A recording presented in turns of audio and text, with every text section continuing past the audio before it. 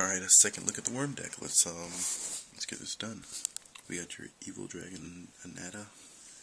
Is an emergency backup, not like something you were planned to run or whatever. Because she's very costly on a worm deck. Worm queens, 2 of them. Worm victory, 1 worm king. Worm Erican, a worm prince, a warlord, and 3 X's still. Opera. Falco, Apocalypse, Tentacles, a Noble, and I'm iffy on that a little bit. I'm not sure if I still want to keep that. A Dominkles, 2 Yigan.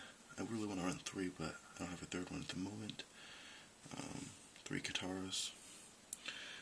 Jinkalipsix, whatever. Attention. Magic Cylinder, Time Machine, Bottomless, Mirror Force, 2 Call of the Haunteds, and 3 Soul Exchanges, 2 Polys, a Monster Reborn, a Heavy Storm, Book of Moon, Worm Call, and Hammer Shot. For my extra deck, got Worm Zero, Utopia, Zen Master, and a Worm Zero. So let's talk about this for a minute. Yeah, a lot of people run 2 Worm Kings and only 1 Worm Queen. I think Worm Queen's a little more useful because you get to get worms in your grave a little quicker for things such as Worm Victory and Evil Dragon Queen Manita. That's kind of what Worm X is good for too. If you already have Worm again in your grave, you can use Worm X's effect to ditch worms like Worm King, Worm Victory, I guess, if you really want to use it again, and then bring them back with Call of the Haunted or Monster Reborn. Let's take a look. Worm Dominkles, Worm Testicles. I'm iffy on, but they're there. Falco's pretty good. He gets me switch my worms face down again, which worms are mostly based off flip effects, so pretty useful. Kataros is the reinforcement of the army. Not much to talk about. If you know powerful flip effects, and this is what you kind of want, some worms. I was running 3 of these before, but I decided to go with 1 and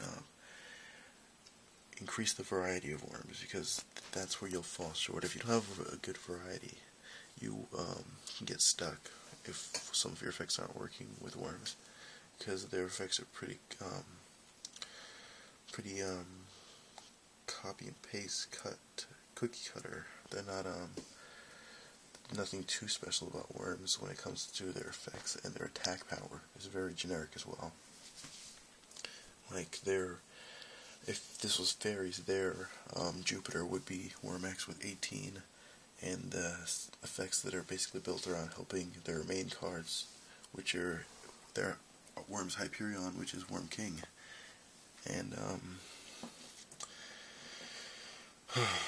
yeah, worms are. I don't have a lot of. I can't find a lot of support spells and traps for worms, so I'm running more staples for them. I think that's working for right now. I only added Evil Dragon Anita, by the way. It's not something you would usually use with worms, because Worm Victory over there, you have to have worms in the grave, and I run Reborns and Call the Haunted, so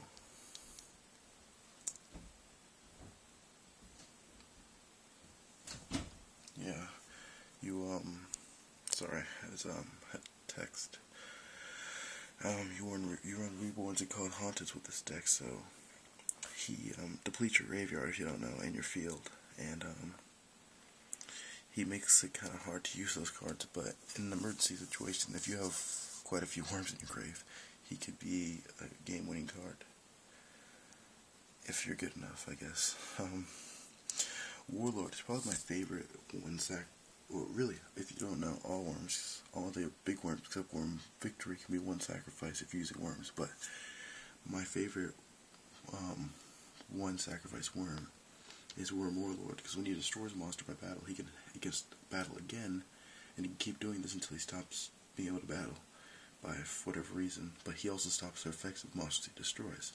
So I was running 3 of him for a while, but like I said, I wanted more variety, so I put back in Worm Erokin and Worm Prince. Worm Prince can let you get any worm to your hand, so it's pretty good. And Worm Erokin flips their worms back face down, which is, you know, their big thing. What else? Worm Noble is another one I'm not iffy on. All he does is, like, when he's flipped and stuff, all he does is do damage back to your opponent, so he's not great. I mean, it only does half the damage of the card that attacked him, so. But he has pretty high defense, I guess, so for one sacrifice, it's not too bad.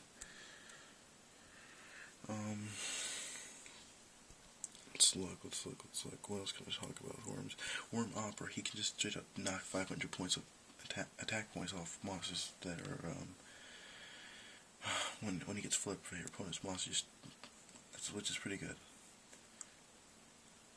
I mean, your monsters can lose it too, but worms don't lose this, so the only card in this deck that would be affected by his effect negatively are his Evil Dragon Anita, and really with her effect, 500 points, if she happens to get caught by it, aren't going to do anything to her.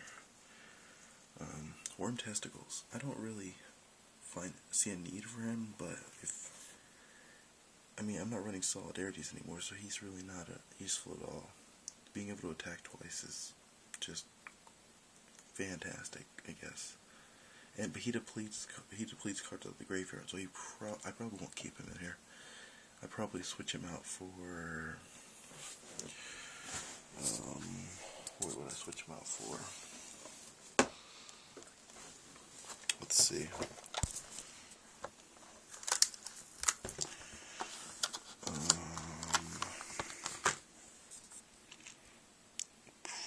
Probably Worm Gulls, because every time you set a card, he gains some attack points, I think. 300, he put worm counters, so he can get attack points pretty quickly if I just set 2 monsters face down, so. Oh, it's flip face up, that's what it is. But yeah, he's pretty, it's pretty good. I might switch him out, so you might see him in the next, video. Anyway, back to the deck at hand. I don't think we have too much more to look at. This is just, I thought I was on my worm deck, but obviously I still want to put another wormy again. That's what I might switch him for. I might take this Worm Testicles, when I get another wormy again, I'll put him in for that.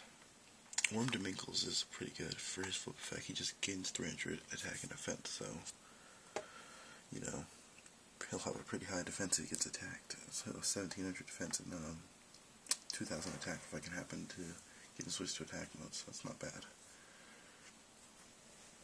So yeah, this is my worm deck, and I will catch you guys later.